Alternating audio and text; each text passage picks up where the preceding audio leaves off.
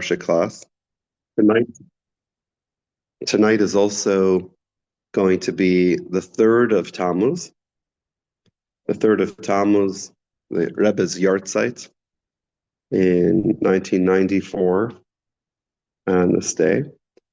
And we know that the day of a yahrzeit in general is a day that the soul is elevated. The soul shines on that day. So tonight is a special day connected to the Rebbe.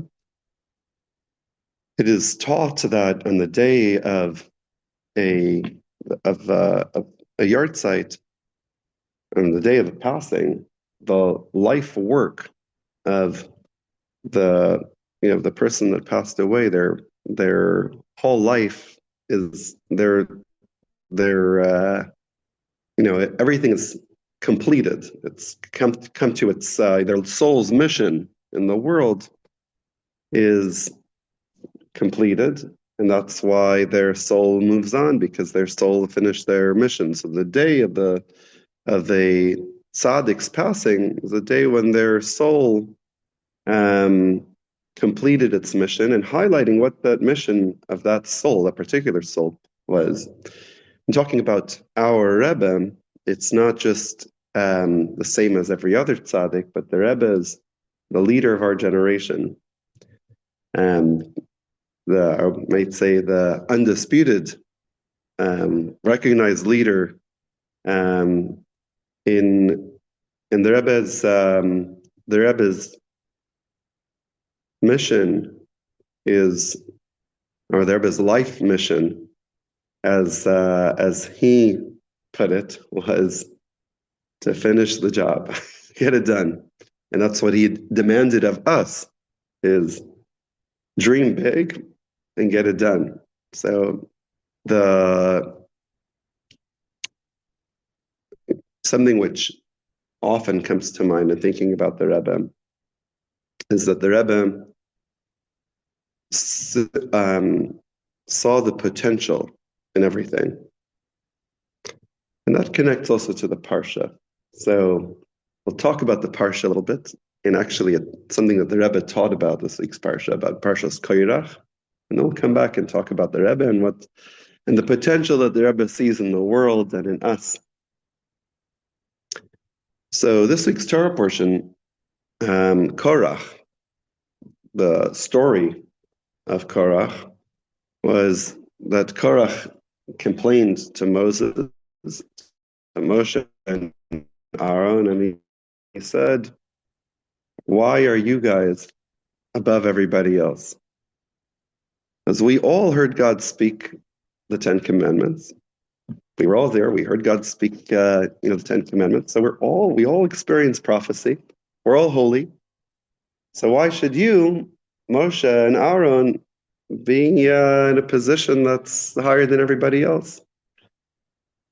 Korach really wanted to have the opportunity to be the Kohen Gadol. It's like, we should take turns. One day it can be Aaron going into the Holy of Holies, and then I should have a turn. Why can't I go and be the one that that gets to experience the highest possible closeness to Hashem that the Kohen Gadol, that the high priest, can experience? And the story goes on that Moshe tried to reason with him. Moshe says to him, "You want to be the Kohen Gadol? I would also like it to be the Kohen Gadol. I'd love for everybody to have the opportunity, but that's not the way God set things up. It's not my idea that it should work this way. This is the way that God designed the system." And then became the problem of trusting that Moshe is just implementing the system that God designed rather than Moshe coming up with just his own idea, and then Korach says, I got a better idea. So Moshe tells him, it's not my system, so your fight is not with me, it's with God. And if you want to fight with God, about God's system, then that's who your fight is with. It's not with me. So, so what ends up happening? We have Korach and his 250 men. They bring Ketoret, which is the highest opportunity of service, is the Kohen Gadol on Yom Kippur would take incense, and they take a scoop of coal from the fire that was burning on the altar, go in to the Holy of Holies with the scoop of coal, and then put the incense on the coals, and make that that offering. So they go and bring that the offering, and of course we have also Datan and Aviram who get into the action, and they are coming from a different angle. Datan and Aviram, they're just we like what Korach is saying, in the sense that we don't want Moses in charge. We like to be in charge, and we're not in charge anymore. So we're bitter about that, and we think we're the opposition party. Whatever Moshe does, we're going to criticize. They felt like doesn't matter what he says, we're always gonna argue. Right? We heard about them previously with the man. Right? Moses says, "Don't take extra. Don't save it for the next day." Well, they save it for the next day. You said you shouldn't. Well, let's see what happens if we do. Says, okay, today is Shabbos. It's not going to be man. Okay, well, let's go and put out some of our extra man, and we'll try to, whatever he says, we'll do the opposite. But anyway, in this case, Dasan and Aviram, they say, now that the decree, last week's Parsha, the decree that they're not going to enter the land of Israel there for 40 years, they say, Moshe, you messed up. It's because of you that we are not going to the land of Israel. And not only have you not brought us to a land that flows with milk and honey, you took us out of Egypt, which that was the land of flowing milk and honey, and you brought us to the desert. It's not a land of vineyards and fields. So, we're not coming to have a meeting. We're not coming to talk. We refuse to even talk. To meet with you. And Dasan and Aviram, they kind of turn the whole thing downhill, where it's not a spiritual desire I also want to have the opportunity to be a Kohen Gadol. It's like a fight with God, because God is the one that set this system up, but then it becomes a fight against Moses and accusing Moses that everything is his fault. He's the one that wanted them to leave Egypt. He's the one that has this plan about bringing them to Israel, and he's the one that, because of him, they're not going to Israel. Everything is Moses, and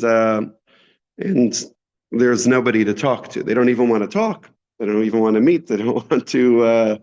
So there is nothing to do about that. So Dasan and Aviram, they together with Korach, are swallowed up by the earth, and the 250 people that brought the Ketoret, a fire from Hashem takes their soul, and they leave. And after this whole rebellion, God says, you know what?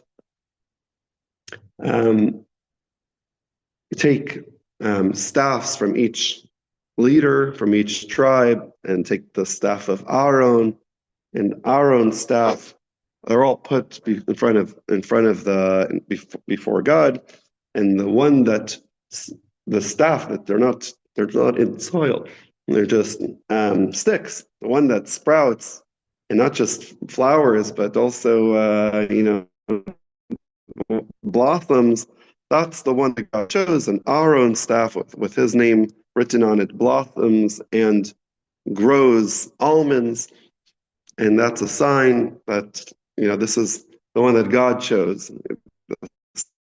Staffs may look all equal, but God made it here, not Moshe, king his brother, favoritism, nepotism, but this is what God instructed.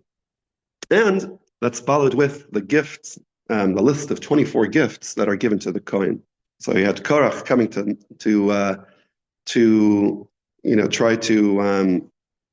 try to shake and weaken the status of the Kohen.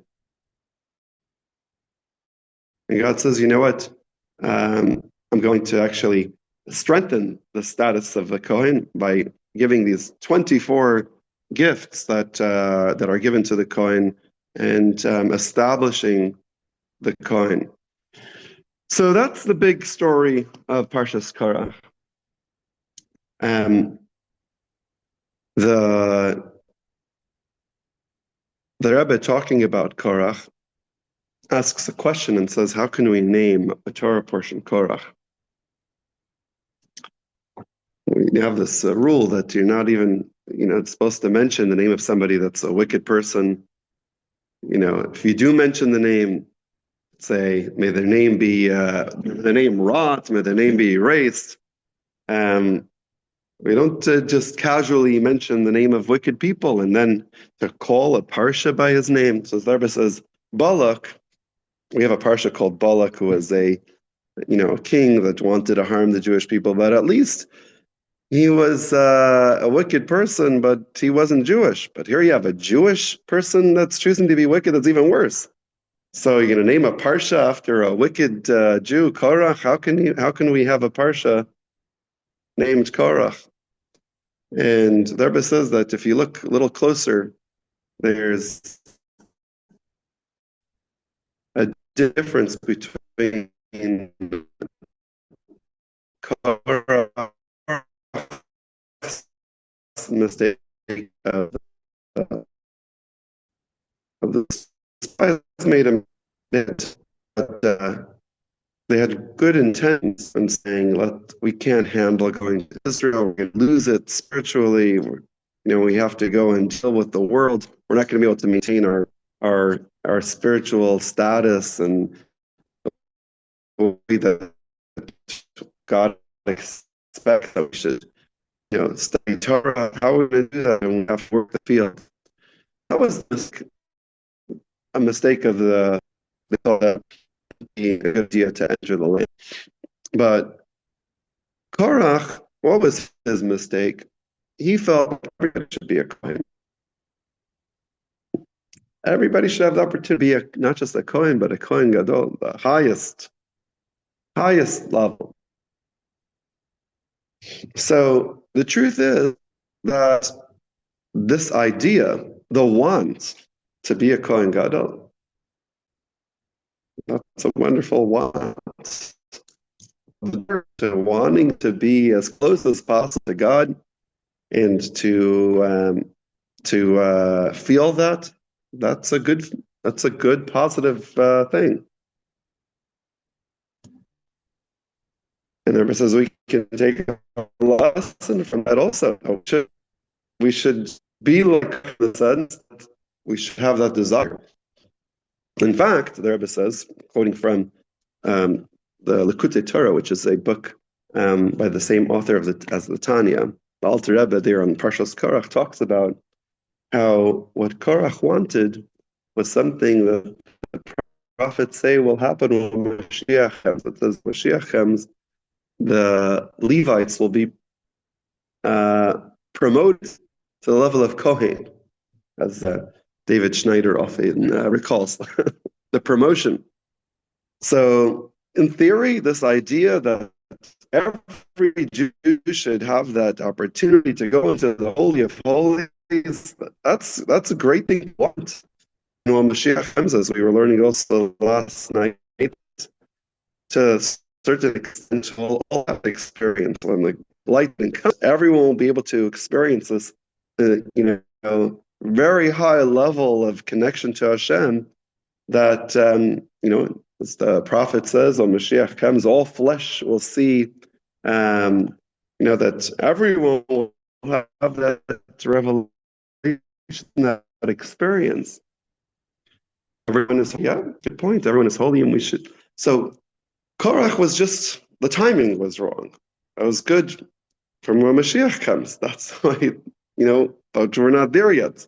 And so the mistake was not a mistake in the theory, but the mistake was a mistake in the timing.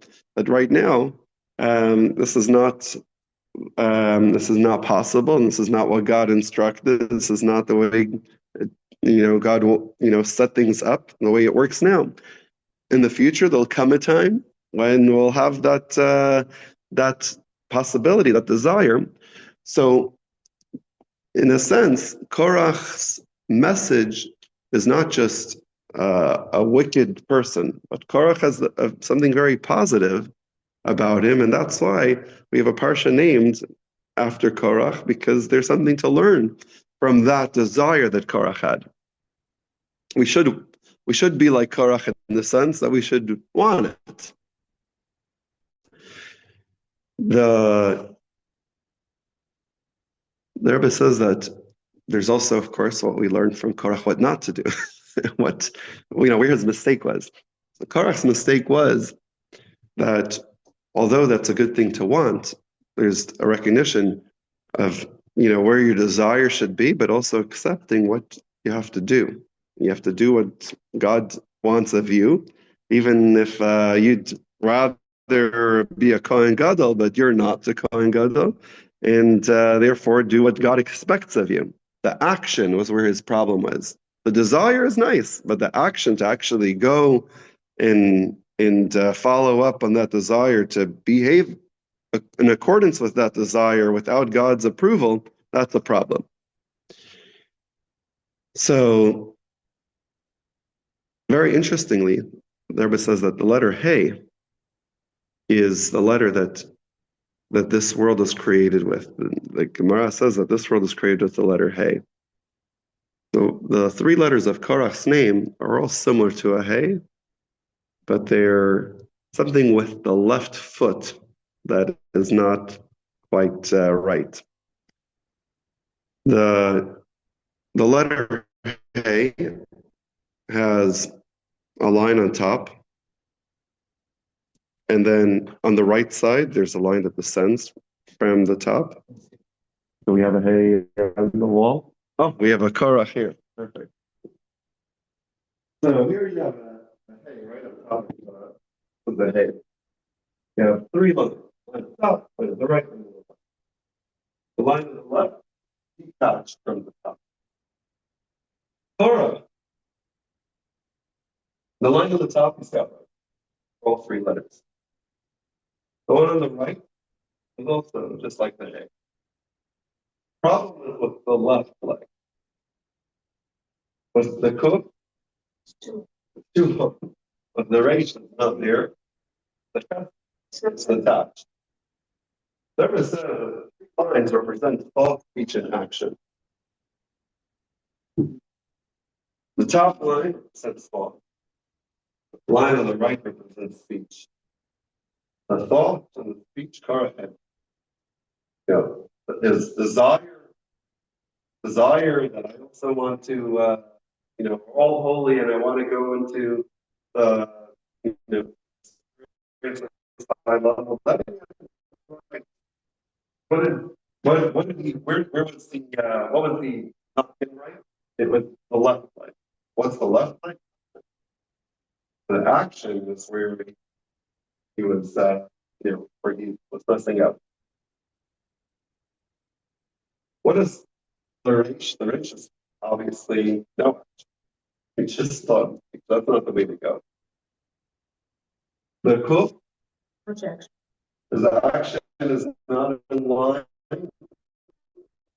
The right leg and left leg are not in line. The right leg, where the thought and the speech, how things are supposed to be. Here you have action, but the action goes too far and it's not in line, with the thought and speech. The action is attached to the thought. So what does that represent? It says we have to recognize that when we're doing our actions in the world, that this is a descent. We're going into a place that's dark, a place where God's presence is hidden, and we have a mission to do. So we're dropping down and going into the world of action, and not get into a mode of, well, action is good. Let me go all in into the material world and get kind of too comfortable with the materialistic and physical kind of environment. We should retain that recognition that my desire is to go up, but I'm going down into the world of action because I have an assignment, I have a mission, but that's kind of to recognize that that there's a gap there. I think something something beautiful in connecting it to Gimel Tammuz, connecting it to what the Rebbe sees in everyone. So here you have the Rebbe taking Korach, who is, you'd think that he shouldn't even have a Parsha with his name on it because he was so terrible, and yet finding positive qualities and learning from them. The Rebbe actually, in this same talk, he says that that we can take this message and also in the way that we see a fellow Jew, even if the Jew is behaving like a kairach. And what does that mean? That the descent into behaving in a way that's not good is part of the journey that ultimately leads to teshuva, to doing even better. And not only that it's a descent, when they're they're not on their way up. They're just in a state of behaving in a way that's not that's not good. To recognize that even at that state, at their core, there is greatness. There is good even there, and then there's also, of course, that this is all part of a journey that can lead to even higher level. Say about someone who does teshuva, that they reach a level that even a tzaddik, person that never sinned, can't reach. That there's this remarkable heights that can only be reached through first, the falling down.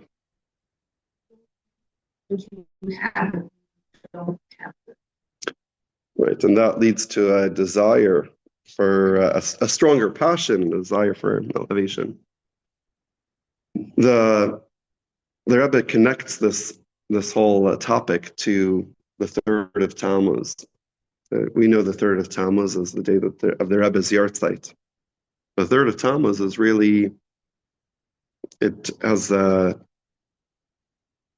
number of historical things, but one of them that the Rebbe speaks about, it's a day that the previous Rebbe was sent to exile.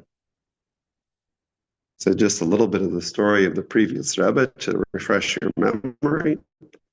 The previous Rebbe, the Rebbe's father-in-law, Rabbi Yosef Yitzchak Schneerson, in 1927 he was arrested, and he was then sent to exile for 3 years. But on the 3rd day of Tammuz, he was sent to exile. 10 days later, he was told, "You're free to go home." So At the time, the third of Tammuz seemed like a day of decree, that was decreed that he has to go to exile for 3 days. I mean, for 3 years, even though it later only ended up being 10 days. But in retrospect, um, after having found out that he would be released 10 days later, it was clear that this was a step in the direction of his freedom, especially when it later came to light that originally they were planning to kill him as soon as they arrested him. And then only after that, they had changed it to 10 years in Siberia. And the 3 years of exile was the lightest of what they had planned, and then they actually released him. Why was he arrested? He was arrested for his fight against the communists in preserving Yiddishkeit, preserving Jewish life. It wasn't anything to do with Hasidic activities. It got nothing to do with Chabad activities.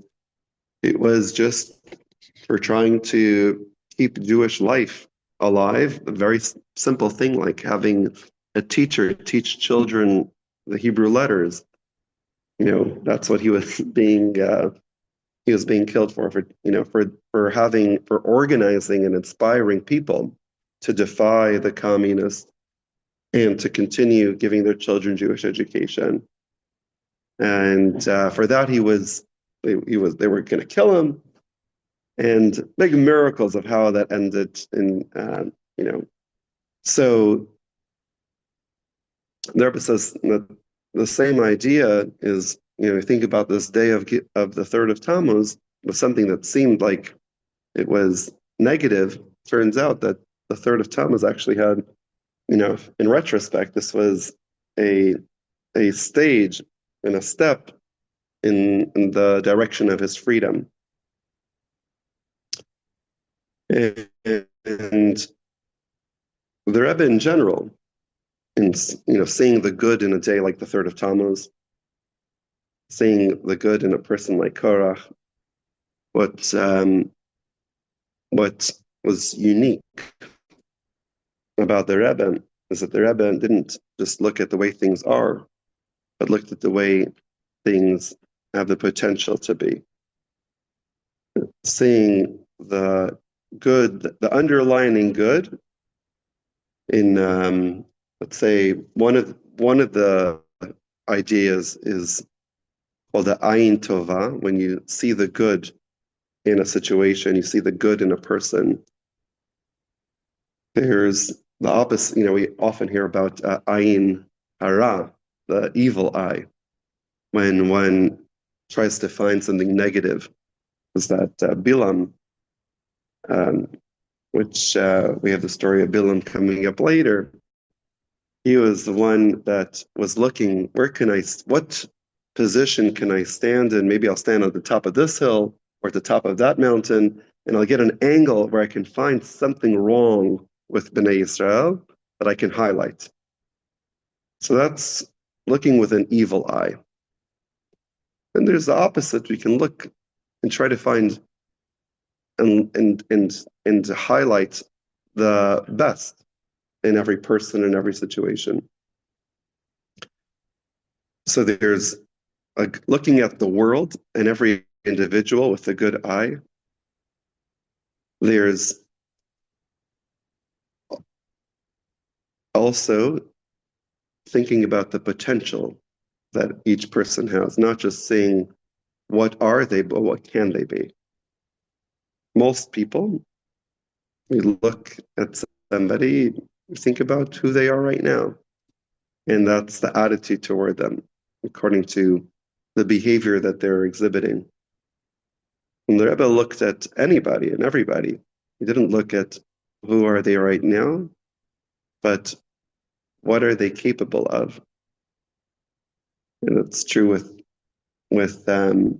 absolutely everyone, including myself. As a child, I felt that. But when you go and see the Rebbe, the Rebbe's attitude is you're such an important person. You're capable of changing the world. Your one action matters, and making every person to recognize that they are capable of changing the world, and they, even with one action, one extra good deed, one extra good word, that they have that potential. And everyone felt it, and felt, and that this is something that it's not just something that the Rebbe is, acting, as if, you have that, that he really sees that potential, but that the Rebbe really does see that potential, and that's the way he looks at you, as what your potential is. And not only seeing it himself, but also making every individual to see that in himself. So when you go to the Rebbe, have an interaction with the Rebbe would make each person to really feel, I really can do so much. I really have I really do have this greatness, and that the Rebbe is seeing in me. Now I can see it in myself too. And I think that's the experience that anybody who you hear about, you read about, and that they met the Rebbe. It's not just the words of wisdom that the Rebbe spoke, and the blessings that the Rebbe gave, advice, but the empowering experience when you meet somebody who can see your potential, can see what you really can be. And not only in individuals, but also in the world. The Rebbe looked at the world and didn't see a gloomy world, but looking at what the world is really capable of, and becoming a beautiful world, and believing that it will happen, it will become this beautiful world, and encouraging everyone to do their best to make it to be, but believing that it could be was the first step. Having a vision of a beautiful, perfect world, and believing that it's possible motivates one to work towards it. And the idea of Korach, that Korach says, I want to be the Kohen Gadol. The Rebbe says, I'd like, Moshe says, I'd like that too. And the Rebbe says, I want that for all of you. Let's work towards everyone bringing out what they have inside of him. And you all have a little Kohen Gadol, just let it shine. And the world is a garden. Let's tend the garden. Let's make it a beautiful garden. And we're almost there. Let's get the job done. So, I would say there are a lot of great leaders that the Jewish people have and had throughout our history. The thing that this day, it's not just a past thing. The Rebbe, is a great leader, but that inspiration and that leadership of the Rebbe continues today to motivate me, to motivate countless others to continue with that view of every individual and that view of the world, that looking at that godly spark that each person has, there is something very precious that we all have, and recognizing that that's really who each individual is that godly spark. It might be not as shining right now, and not be so pronounced, but that every individual has that, and to believe in every individual that we can, our actions matter, and that we can have a profound effect on others, and we can have a profound effect on the world. And I think that some people would call it, just optimism, but it is optimism, but it's more than optimism. It's really having a conviction that it is going to turn out good at the end, and that it's going to happen soon, and really believing in every individual that regardless of where they're at right now, saying that what good they have already, and how that can be extended and revealed in the world. I personally had the opportunity to see the Rebbe at many occasions, and some of the occasions were going by the Rebbe before my birthday, where I would tell the Rebbe my birthday is coming up this week, and get a blessing for a good year, a successful year, with a extra dollar to give to tzedakah on the day of the birthday. That idea of just giving a dollar, saying, here's a dollar, and I want you to make the world a better place by doing this act of kindness, giving tzedakah. Do a little extra. Your birthday, it's your birthday. Well, what are you going to do about your birthday? On your birthday, you'll do something extra to make the world a better place. And I want to partner with you in that. So here's a dollar, and give this dollar, an extra dollar, to give to tzedakah on your birthday. And the fact that the Rebbe would take the time to allow a child, and I was born in 1981. I wasn't, I wasn't a rabbi. I wasn't anything, any level of something important, and it wasn't just me. Any child or adult, man or woman, Jewish or not, had the opportunity to come to the Rebbe and to interact with the Rebbe, and the Rebbe had the same message for everybody, with giving them a blessing and a dollar.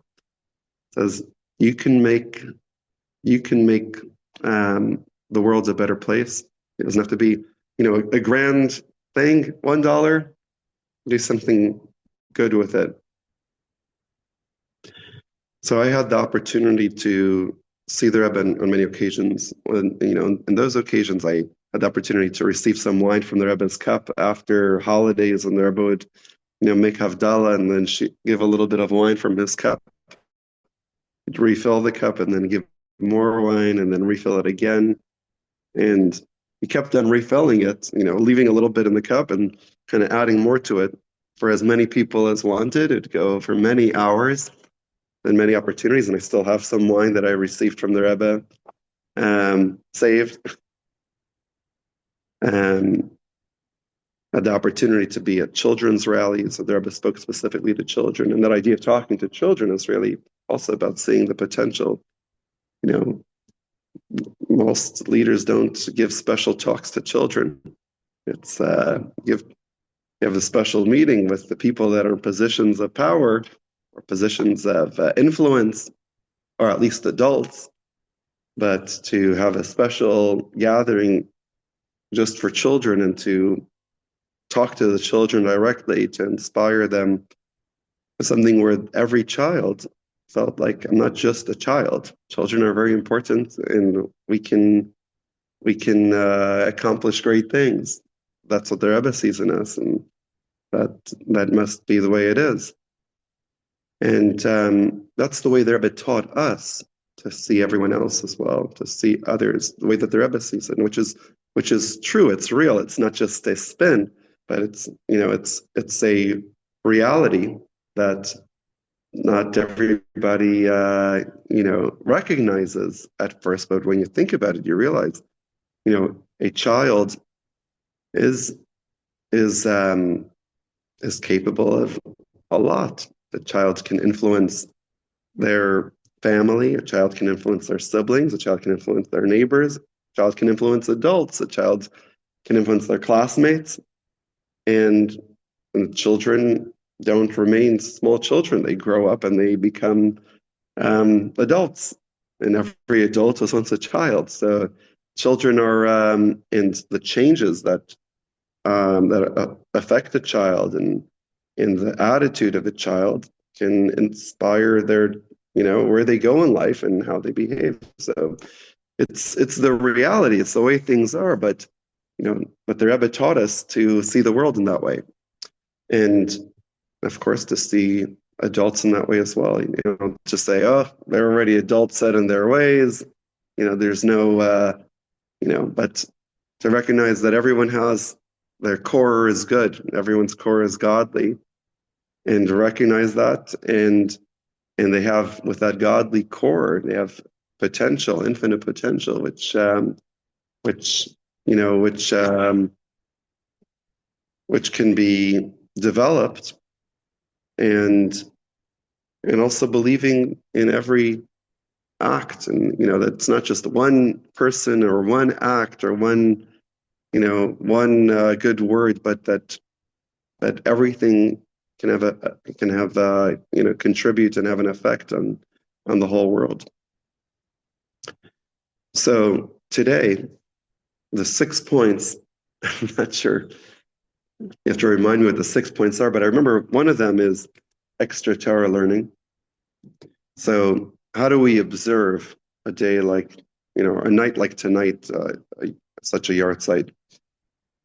So I'd say first and foremost is to be inspired to behave like the Rebbe behaved, to see the good in others and value the good that everyone has, see the good in the world and the potential good that the world has, to be optimistic about where the world is going, where each individual is going, and be optimistic about ourselves and our ability to affect the world, and to so have that big dream like Korach of, I want to be the Kohen Gadol. I want to have the closest possible relationship to Hashem, which, translated for us is, I want Mashiach. I want to have it. I want that kind of perfect world. I want to have it, and not just I want it now. I don't. No, I don't. I'm not satisfied that that maybe it'll be sometime in the future. I want to make it happen now. So practically, that would mean you interact with another person. Of course, seeing the good in others, you give them the benefit of the doubt. You, like the Rebbe would do, here's $1 to give to tzedakah, recognizing the impact that each person can have, and encouraging others and inspiring others to do another mitzvah, do another good deed. Of course, starting with ourselves, but not limiting it to ourselves, to try to influence those that we come into contact with, to push themselves a little more, do another good deed, to learn extra Torah, of course, to have extra concentration in our prayers, to daven with a little extra passion on such a day, to give extra tzedakah,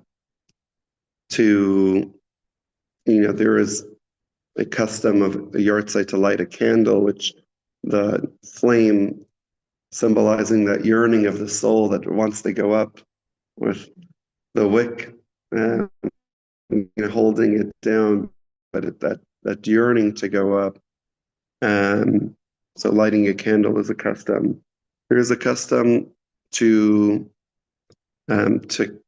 connect with the, specifically with the Rebbe. This is not a custom for every yard site, but since the Rebbe's soul is, as a leader of the generation, is a soul that's connected to every other soul. Well, just to take a step back, all of our souls are connected. We're like one individual soul that is like the soul of Adam, that is then splintered into many individual souls, but all of us are connected. And then some of us have a soul which is at a higher level, some a soul that is a lower level, but they're all really united. It's like limbs of a body where you have a hand, you have a foot, you have different parts of the body, but they're all one unit. And for us, our the sages in general, the righteous, the tzaddikim and the chachamim, compared to the eyes, the brain of the Jewish people, and the Rebbe, the acronym, the word Rebbe, Rabbi, Rosh B'nai Yisrael, is, that's the, the head of B'nai Yisrael, not just in the figurative sense that he's a leader, but also in the sense that his soul is connected, just like the brain is connected to the brain is connected to all the parts of the body. The Rebbe's soul is like a brain soul, that it's connected to all the parts of the body. It cares about every other soul, and what's happening with every other soul is important to the head. So that connection that we have with the Rebbe, is one where the Rebbe, of course, cares about every Jew, which many stories about that illustrate this. The Rebbe is the fact that the Rebbe sent his students to Seattle to, because there's some Jews in Seattle that need support in their Jewish growth, and even though you might be more comfortable in Los Angeles or in New York, but this is where you're needed. So the Rebbe sends his students to every corner of the world. But so the Rebbe feels the need of every Jew, and we, on this day, especially on this day of the Rebbe's yard site, can also connect to the Rebbe in knowing that the Rebbe's soul is still alive, and what was the part that made the Rebbe wasn't his body, it was his soul, and that the soul died. The soul is still very much alive, and not just still alive, but every year continues to get a higher level of life. So it's more alive, and still connected to the people of the generation. So one way to mark this day is to write what's called a pan. It's a pidyon nefesh, where one would write a note with a note to the Rebbe with the name and your mother's name, and read it at the Rebbe's resting place, asking for the Rebbe's soul to pray for us for what we need, as Moses did when we were hungry and thirsty. Moses, went to God and said, your people are hungry, they're thirsty. So going to the Rebbe and ask the Rebbe for a bracha, for the Rebbe should pray for us, the Rebbe should bless us, is something which, even though, that's something which you think, well, now after the Rebbe passed away, can we still ask the Rebbe for a bracha? Answer is, well, his soul is still alive, and his soul can still pray for us. So he can still, write a note, referred to as a pan, which can be, if you were in New York, you can actually go physically to the Rebbe's resting place and read it there. And if you are here, then you can still write the note. Maybe you can't read it, but you can put it aside. And of course, in spiritual workings, you don't have to physically travel to New York to send a letter to the Rebbe. You can write the letter, and you can and put it aside, and the Rebbe can get your mail without having to actually put it in the mailbox. There's a story about Chassid Reb Mendel Futterfass. You probably may have heard the story before. He was sent to Siberia for his Jewish activities, and one day he was having a very kind of difficult time, and says, I want to write a letter to the Rebbe, but I don't have paper, I don't have a pen. They wouldn't let me send any mail here, even if I wrote a letter. So he said, what? I'm going to think my letter. So in his mind, he wrote a letter. Many years later, when he was released, and he met up with his family who had left Russia, and they were in England, in London. They said that, by the way, a couple of years ago, we received a letter from the Rebbe for you in the mail. And it looks at the date of the letter, says that was the day when he was thinking. The Rebbe responded to his letter. It was the day that he was sending a letter, mailing it with his mind. He got a response, a physical paper response in the mailbox. But so of course, so that's another way. I don't know if that was one of the six. It may have been one of the six. I think that you mentioned there. Right. So did we cover all of the six? Learn, pray, give, do, write, and then spread the word. Okay. So I think we covered all of them. So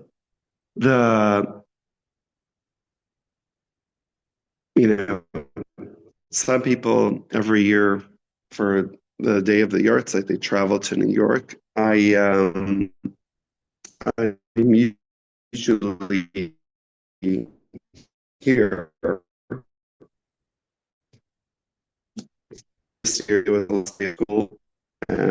Sometimes I start our camp, which is starting on Monday. So practically I couldn't travel, but I do feel like it's not just about the physical travel, but it's it's thinking about what's the Rebbe's, what does the Rebbe want? What's the Rebbe's kind of vision? And be inspired by the Rebbe. You can do that wherever you are. And to good resolutions. The Rebbe at every opportunity would say, it's the talk is all good, but to translate the talk into action, and not be like Korach, where there's that broken connection between the thought and the action, but to take the ideas and what does God want of me, how to actually behave, and to be inspired by that vision that the Rebbe has. And if we think about that vision that the Rebbe has more often, we'll behave more like the Rebbe. And the more that the more that we can be, seeing the good in each person, believing in ourselves and believing in others and believing in the world. And even when it's dark and it's tough, still, recognizing that the good is still there and acting on it. So it is also customary to have a farbrengen. What makes a farbrengen a farbrengen? So what makes a farbrengen different than a class? Well, farbrengen is really not anything like it. But we say l'chaim. We drink some wine or some kind of vodka or whiskey to loosen up a little bit. We have something that goes with the vodka. You drink vodka straight up. You need something to go to wash it down with. And we sing together soulful melodies, happy melodies, to allow the ideas to connect with ideas on an emotional level through song and share stories, share inspiration.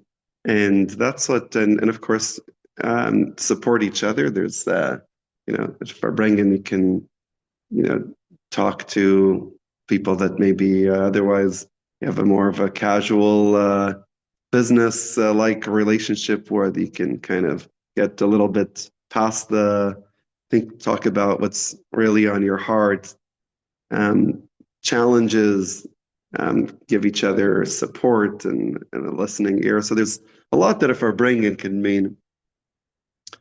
But on a day like, on a day like Gimel Tammuz would also be a day for farbrengen. So if you're not in a hurry, I'll go to the kitchen, get a little bottle of something that I find there. We can pour a little kapsei l'chaim, and maybe we can think, can sing a niggun together. Think about some practical step that we can do to follow in the ways that the Rebbe teaches us. So let me go grab something from the kitchen, and I'll be right back. You're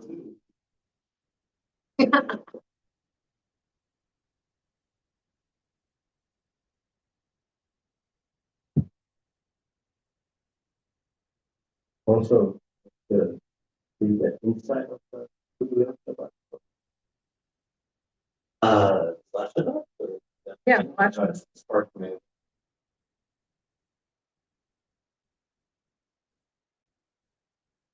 So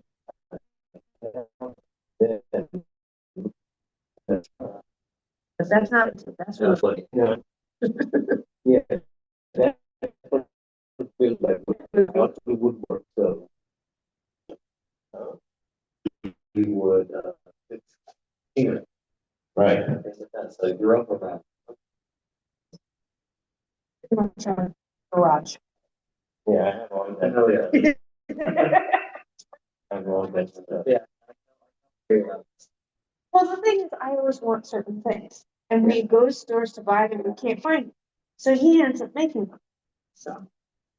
I also made this. This is my virtual bicycle. Yeah. It's to play. They're sitting on, skateboard truck. So, and they're connected by then we can do side to side. Virtual riding. It's a little, so he feels like he's outside.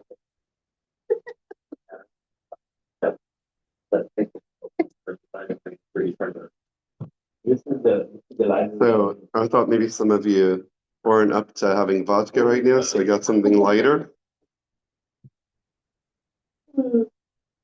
But if you do feel like you're up to having something more serious, we do have stuff. Yeah.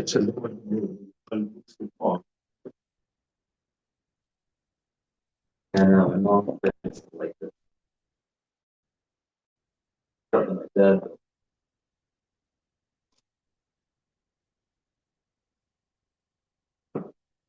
We have some seltzer here if anybody likes some of that. So say a bracha, Baruch atah Adonai Eloheinu melech haolam, borei pri hagafen.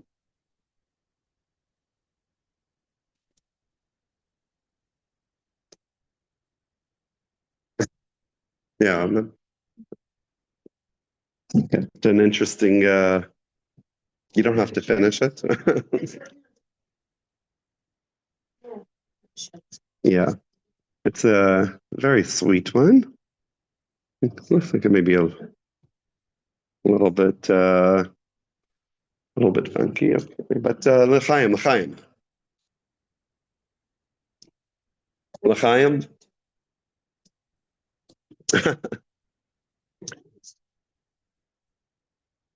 So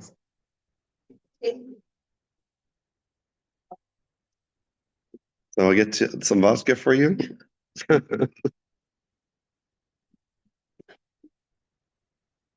So there's a song that comes to mind. One of the songs that the Rebbe taught.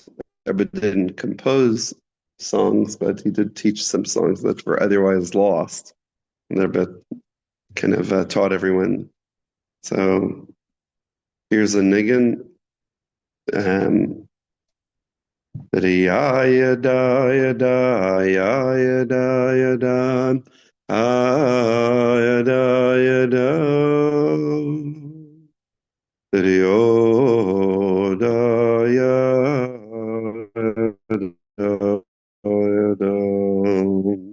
Sounds familiar? Yada yada yada yada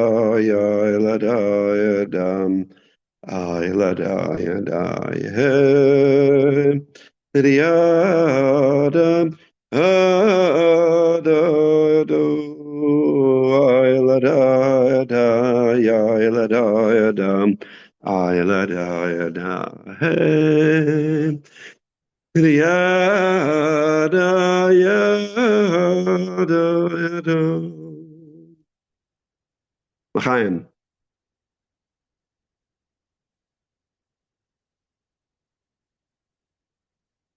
I'm sorry. Yeah. Yeah, there were albums too.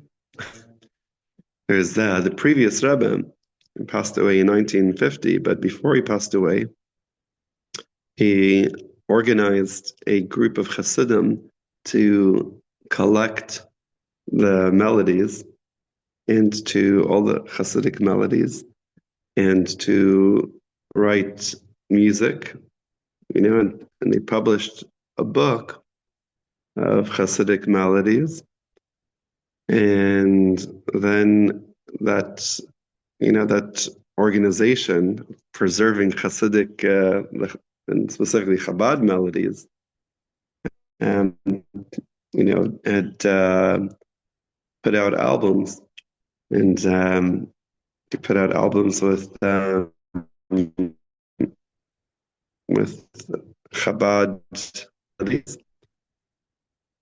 Of course, I remember growing up, we had a record player with the big records, and it had, each record had 10 songs, and today you can get it on Spotify or 613.